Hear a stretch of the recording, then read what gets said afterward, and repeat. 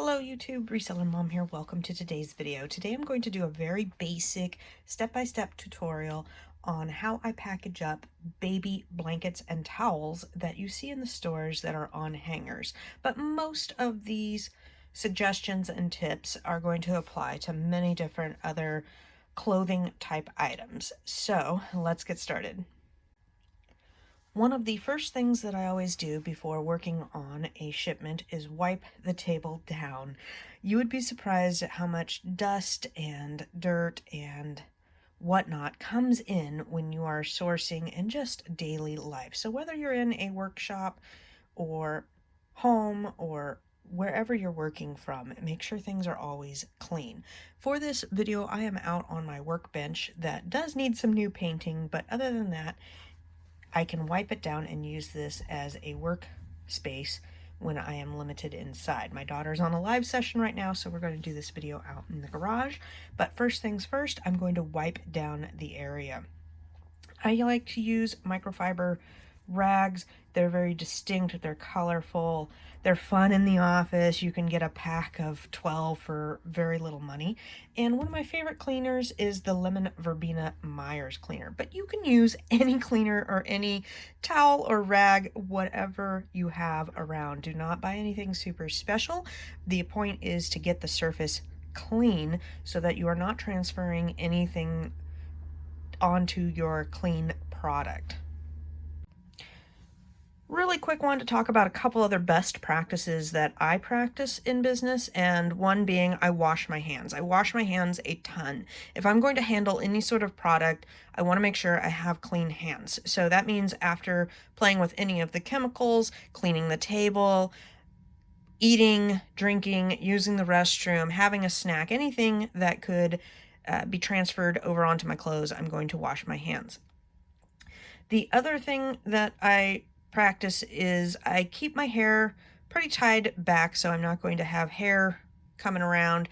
I don't put things directly onto my floor where the dogs are in the carpet so that I don't get dog hair in places. And I don't wear or do anything with glitter. I once last year had some wrapping paper that had glitter on it, and I thought I'd use my office to wrap some presents with said paper, and I was cleaning glitter for days. I mean, it was probably weeks. So new rule in the office, no glitter anywhere near any of my stuff. The next thing that I want to talk to you guys about is the store stickers, and it's going to take a little bit of time and learning to figure out which method of removing stickers is the best for your situation. So I'm going to give a general overview and show you all the tools that I use here and some of the processes that I like and go by. The sticker itself, I always take a picture of this is a Burlington one. So if your UPC code does not match the UPC code on the item, it has its own specific for the stores, and these are mostly Ross, TJ Maxx, Burlington, and Big Lots is one that I take a picture of the label and the UPC code to keep on file for chain of custody if you ever need to file an IP complaint. Okay, so once I take the picture of said items, I need to get this sticker off, and some can be worse than others. So let's go through the common tools that I have and where I get them. First up, we'll talk about nail polish remover. This is a dollar store item. Highly recommend just getting a bottle of whatever nail polish, acetone nail polish remover. This one says 100% acetone. I don't know if the non-acetones work as good, but I do keep one of these in my cleaning bucket at all time, and it's just a dollar store item. The next cleaner that I love to use is lighter fluid. This can be a bit of obnoxious though in the smell. It's not too bad, but it does do really well on taking labels off as well. The next one that I do love is Goo Gone, and I don't want to get it too close to my thing here. The bottle should be clean, but Goo Gone I don't really use for clothing type of items, because if it does get onto your product, you're not really going to get it out very well. This is more for glass, ceramic. It does very well on pretty much any surface that's not going to absorb any liquid, because it does not evaporate off like the other solvents do. Now, I do recommend the spray gel versus the non-gel. The non-gel is very fluid and tends to run off all over the place. The next in my arsenal of cleaning products is just some simple IPA, isopropyl alcohol. This is a 70%. You can use anywhere from the 70 to the 90%. I don't believe there's too much difference between them, and this is another one that I just recommend picking up at the dollar store or wherever, you know, it's convenient. There's no recommendation further than having some on hand, and it's good all around, but I'd have to say it's my least favorite of the solvents. Next thing to have is these little makeup removing cosmetic wedges. This is a dollar store purchase.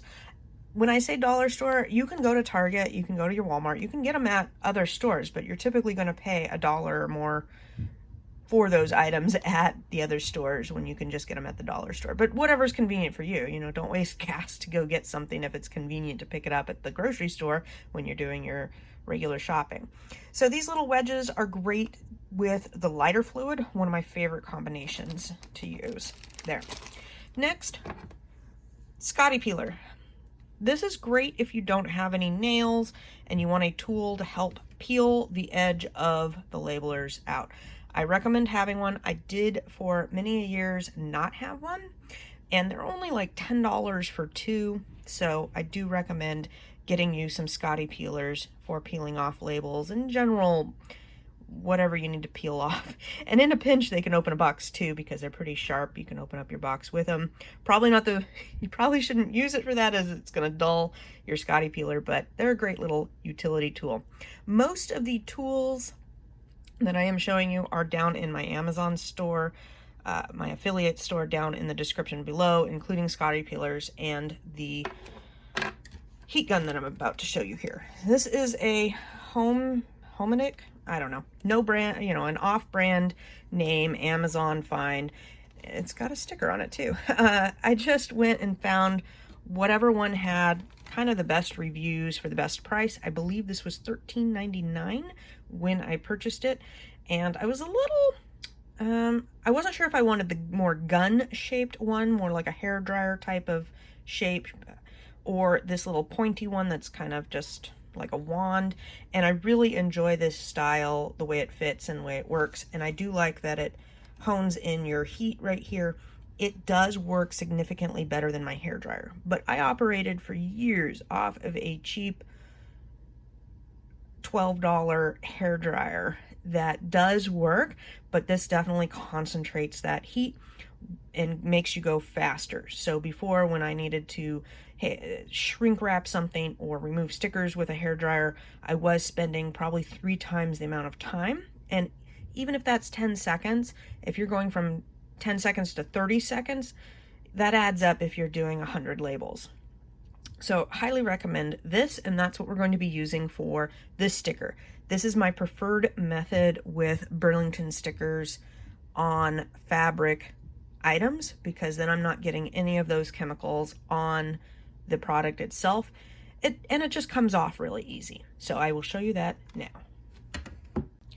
This heat gun also is a little bit quieter than my hairdryer. So if noise is an issue, and with 4 people working in the house now, noise has definitely become an issue here. So I hope the camera is not showing too much there. You probably would be good at this point. I usually do about 5 seconds, but I wanted to show you that if you do it long enough, you are going to make the label black if they are thermal type labels, and that's okay. You can make it black. It's still not harming the label underneath it, and kind of the blacker the better, I guess, in terms of heat. But if you do too much, it will warp the sticker underneath. Now this is where if you had nails or Scotty peeler, that might come in. I do have some nails, but it comes right off in one piece, hardly any residue. You can use the sticker to kind of pick up any of that other residue that might be on your product. Feel it just to make sure. And if you do have any of that little bit of sticky residue, which sometimes I do have, then I can grab these little makeup things and a little bit of the other cleaners and just clean up that residue. That happens every once in a while.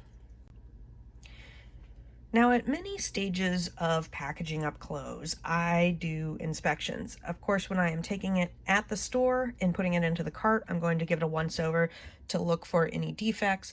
When I am putting it out to be rung up on the counter to check out, I'm going to check over for any defects as well.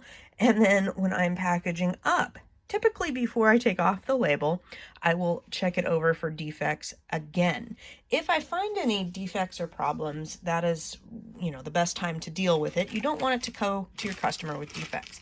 Now, if it has any little bit of dirt smudges, highly recommend some fragrance-free wipes. I like the Huggies. They seem to be a little bit thicker, a little more oomph to the wipe here. And they will spot clean many clothes situations that have a little bit of marking on them. Usually that's dust or some just light dirt on the outside that they have touched, and that typically cleans up 90% of what I find. The next tool in that department is a lint roller. Sometimes you have a little bit of lint, and a lint roller on hand is good to have just to clean that up. So I will check over the front, I will check over the back. Sometimes you get, I don't know if you guys can see that, there's a little bit of a red thread left over from manufacturing. So get it all cleaned up. Now it's time to bag.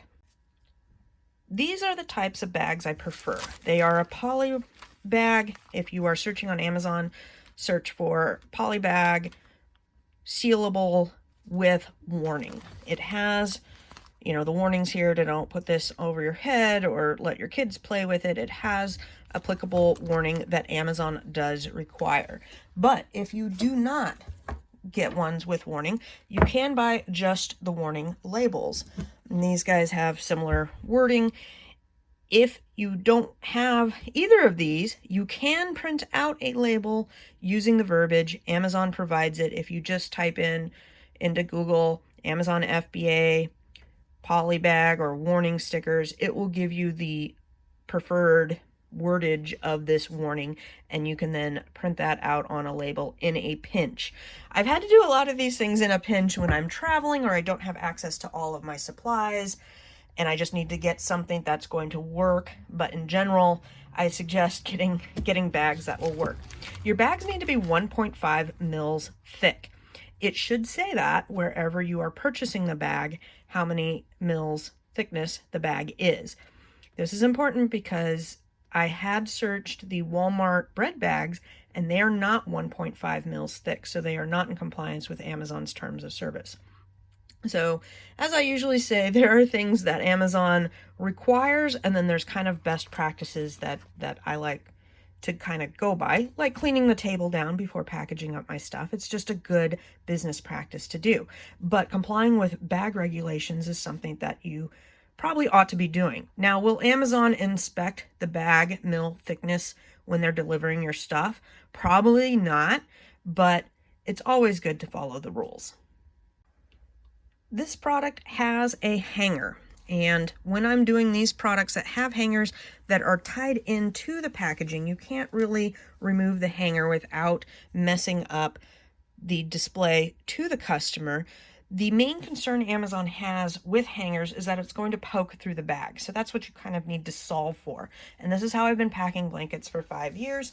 Others would say maybe to take the hanger off. There are items that Amazon does want you to provide the hanger with, mostly men's dress blazers. You may see that sometimes when you are scanning at the store under requirements. When you're scanning through the Amazon Seller app, it will usually give you a little pop-up saying that this needs to be polybagged or it needs additional whatever packaging, and there are some items that will say this needs a hanger. But the only ones I've come across is like men's suits and blazers. So in this product, what I'm going to do is fold over the hanger like this so that it's not going to poke the bag. It's going to be fine for shipping. And I personally like to display the front of the item on the side of the bag that does not have the warning sticker, so that when it gets presented to the customer, oops, sorry, I'm whacking the camera here. When it gets presented to the customer, they have a nice display of the product and it's put in. So these are my best practices, is make sure your ribbons and whatever is displayed nicely. The front of the package is on the front, the warning sticker's kind of behind. If you go to the front here, see how this ribbon is folded over. I would just fix that really quick, so when the customer gets it, it looks very nicely packaged. These are all little things that you can do as part of your best practices with your business that are going to cut down on customer dissatisfaction, cut down on complaints and feedback issues.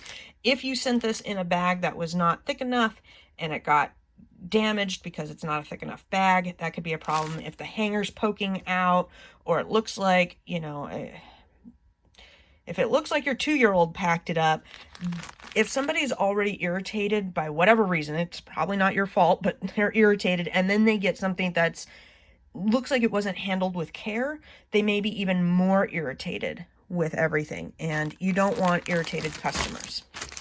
All right. I like the self-seal. I prefer bags with this. Every once in a while, I'll get bags that have a clear thing over the sticky part, and those are staticky, very, very staticky. But there's a couple of tricks. If you have FBA labels for your Dymo printer, the plasticky thing that the labels are actually on will allow these and the clear ones to static cling to them, which is really nice. The other tip that has been helpful is taking some packing tape and just curling it around a little bit and sticking it to the table so that the sticky part is facing up, to have something to have that staticky thing stick to so that it can get off your arm. But we've all done the shake dance with those static things, try to get them off our clothes or our hands or whatever. All right, just thought I'd throw those in there to you because sometimes it's the little things that are helpful. Now these guys don't really stick to me, so that's not a problem. But if you do have some static going on, you know, you can use those 2 tips to make you go faster, because you don't want to sit there and fight with those all day long while you're trying to pack things up. All right, if this was a 2-pack or a multi-pack or some type of bundle or thing like that, I don't know what you would call it, but sorry, sometimes there was things happening. It distracted me and I went off track. So back to videoing here. If you have a multi-pack, 2-pack, anything that would be considered it a set, you want to put in one of these. This is a set, do not separate. Anytime I am boxing up, let's say a mug or a jar of salsa or anything like that, and it's a box, I definitely want to put one of these on the outside, even if it's a singular, so Amazon's not opening up the box to see what's inside. When I have bags like this that are clearly, you can see what's inside of it, I pretty much only use these labels if it's some sort of set or bundle type of item. Let's say you were selling some towels and you had an Anna frozen towels, and you had an Anna and an Elsa towel that you were packaging together as a bundle, you would definitely want to put one of these labels on. But for this scenario, we just have this guy, and now it just needs my FBA sticker. And that's the FBA sticker that is unique to your item here. I do not commingle any of my clothes or baby items. I don't commingle at all. So if you're into commingle, then, you know, maybe it's quite a little bit different process, but for this process, you're going to put your FBA label on the outside here. And that is about it. This is ready to ship. I do a lot of clothing. My go-to poly bag size for this one is 11 by 14, but I also keep 10 by 13s, 9 by 12s, 8 by 10s, and 6 by 9s for most of my clothing. And then I do have some bigger sizes. I believe I have a 12 by 15, a 14 by 20, and maybe an 18 by 24 on hand as well for some of the bigger items. But 11 by 12 fits almost all my jeans, baby towels, and things like this. And then the other smaller sizes fit all of the bras and things that I do that are, you know, a little less bulky than towels and blue jeans. I hope this video helped you guys out. If you do like these videos, give me a thumbs up, and you're always welcome. I'd love to have you as a subscriber, and have an amazing day.